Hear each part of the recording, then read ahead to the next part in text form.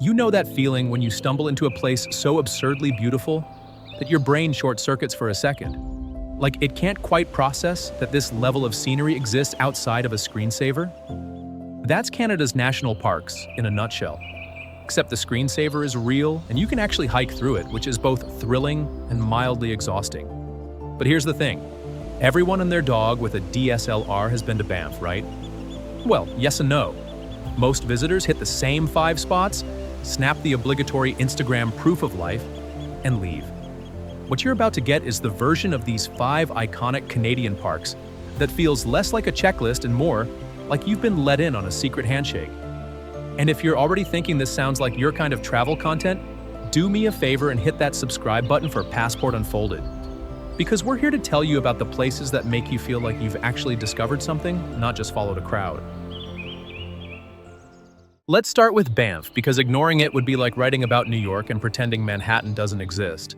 Banff National Park is the poster child of the Canadian Rockies. And for good reason. The turquoise lakes, the jagged peaks, the whole postcard-perfect setup. But Lake Louise and Moraine Lake are mobbed by dawn, and the town of Banff itself can feel like a theme park version of mountain living during peak season. So here's what you do instead. Head to Johnson Canyon early, like genuinely early, before the tour buses roll in around 9.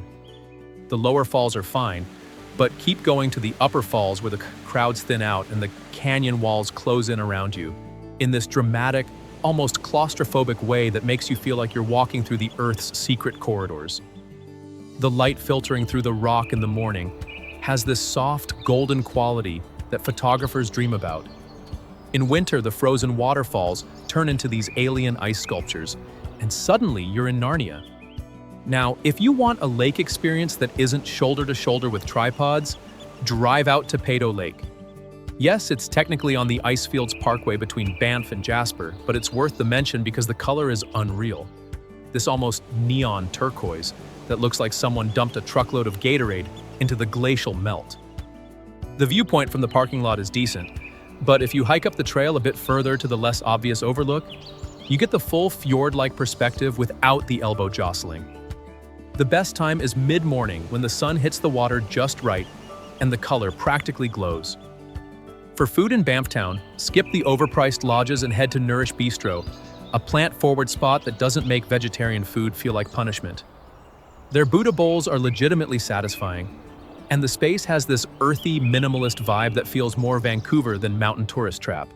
If you need something heartier after a long hike, Toulouse does a Louisiana-style menu that's completely unexpected in the Rockies. Their gumbo is thick, spicy, and exactly what your tired legs want after logging miles on the trail. Accommodation-wise, everyone knows the Fairmont Banff Springs, that castle-looking behemoth, but you're not staying there because you're not a wedding party from 1995. Instead, look at the Juniper Hotel just outside of town on the road toward Lake Minnewanka. It's boutique, modern, and the Mountain View rooms have floor-to-ceiling windows that turn sunrise into a free IMAX screening. The rooftop hot tubs are clutch after a day of hiking, and the whole place has this Scandinavian meets Canadian design thing going on that feels current without trying too hard. Now let's talk Jasper, which sits about 3 hours north of Banff, along one of the most stunning drives on the planet. Jasper is Banff's cooler, less polished sibling, the one who doesn't care about Instagram likes and just wants to mountain bike in peace. The town itself is smaller, quieter, and has this genuine mountain town feel that Banff lost somewhere around the turn of the millennium. The Icefields Parkway between the two parks is an experience unto itself, with Athabasca Falls being one of those stops where you pull over thinking you'll spend 5 minutes and end up wandering around for half an hour because the sheer power of the water is mesmerizing. The falls aren't tall, but they're violent, carving through limestone like a sculptor with a grudge, and the spray hits your face even from the viewing platforms. In Jasper proper, most people do Maligne Lake, which is gorgeous but also a bit of a production to reach. Instead, consider Pyramid Lake. Just a few minutes from town, it's smaller, more intimate, and the famous Pyramid Island, a tiny, photogenic islet you can walk out to via a footbridge, has that storybook quality without the Maligne Lake crowds. Rent a canoe and paddle around in the late afternoon when the light is soft and the water is glassy. There's something meditative about being on a lake surrounded by mountains with no motor noise. just the rhythmic sound of your paddle dipping in and out of the water. For something more adventurous, the Skyline Trail is a multi-day backcountry hike that's considered one of the best alpine routes in the Canadian Rockies.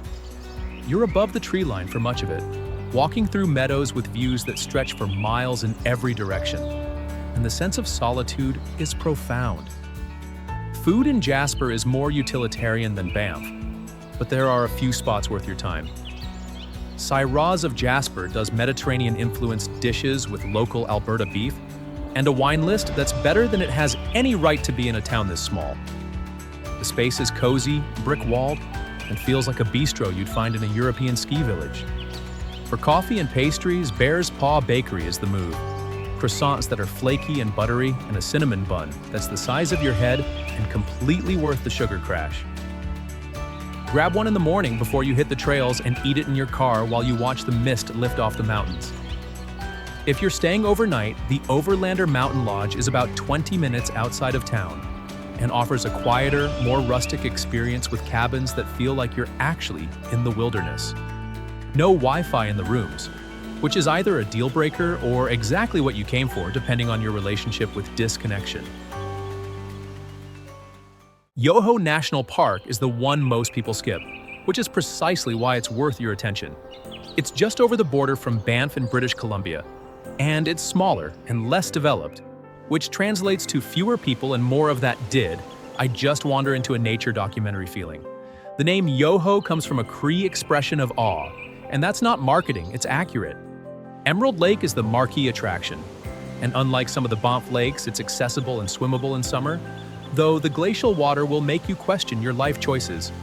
The lake is this deep, jewel-toned green that shifts depending on the light, and the walking trail around it is an easy loop that gives you constantly changing perspectives.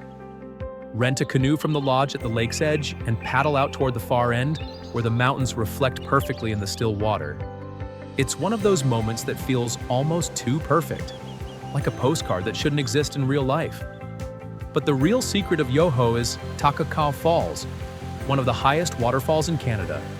And it's a short walk from the parking lot, which means it's accessible, but not overrun. The falls drop nearly 1,000 feet, and the sheer volume of water creates this constant mist cloud that you can feel from the base. Go in late June or early July when the snowmelt is at its peak, and the falls are absolutely raging. The sound is deafening, the spray is everywhere, and it's the kind of raw natural power that reminds you that nature doesn't care about your plans or your dry clothes. For something more off the beaten path, the Iceline Trail is a challenging day hike that takes you up into the Alpine, where you walk alongside glaciers and through boulder fields that look like a giant's playground. The views are staggering. You're above the tree line, surrounded by peaks.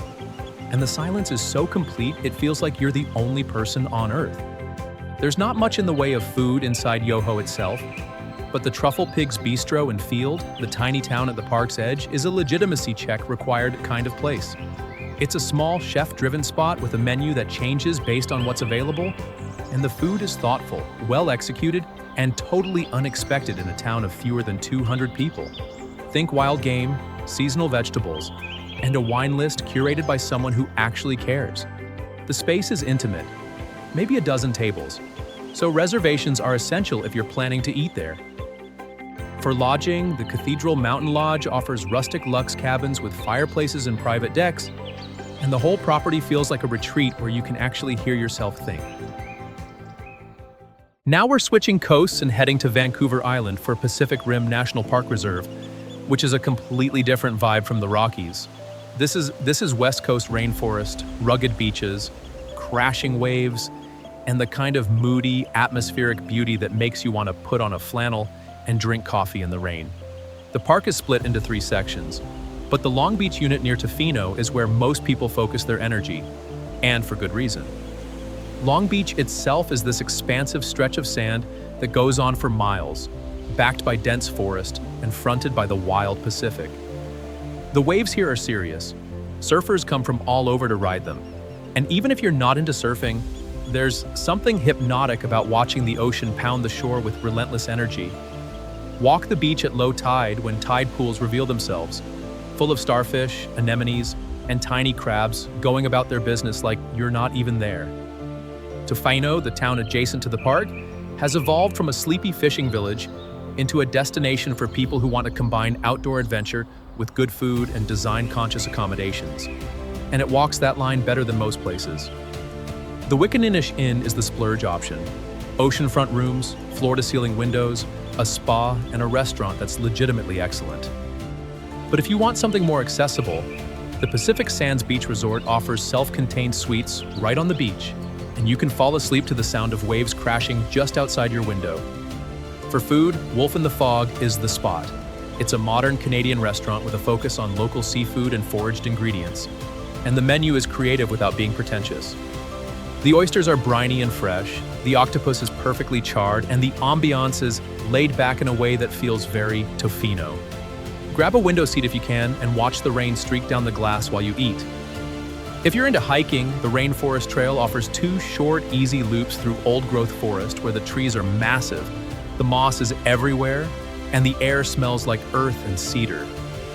It's the kind of place that feels ancient, like you've stepped back a few thousand years and the world hasn't been touched by humans yet. For something more adventurous, the Wild Pacific Trail near Ucluelet offers coastal views that are dramatic and windswept, with rocky headlands and crashing surf that make you feel very small in the best way. The trail is well maintained but exposed, so bring a windbreaker because the weather here changes faster than your mood after a bad coffee. Let's finish with Gros Morne National Park in Newfoundland, which is probably the least visited park on this list, and also one of the most geologically fascinating places in the country. Gros Morne is a UNESCO World Heritage Site because of its exposed mantle rock. Basically, you can see parts of the Earth's interior that are usually buried miles below the surface, which is the kind of thing that makes geologists lose their minds.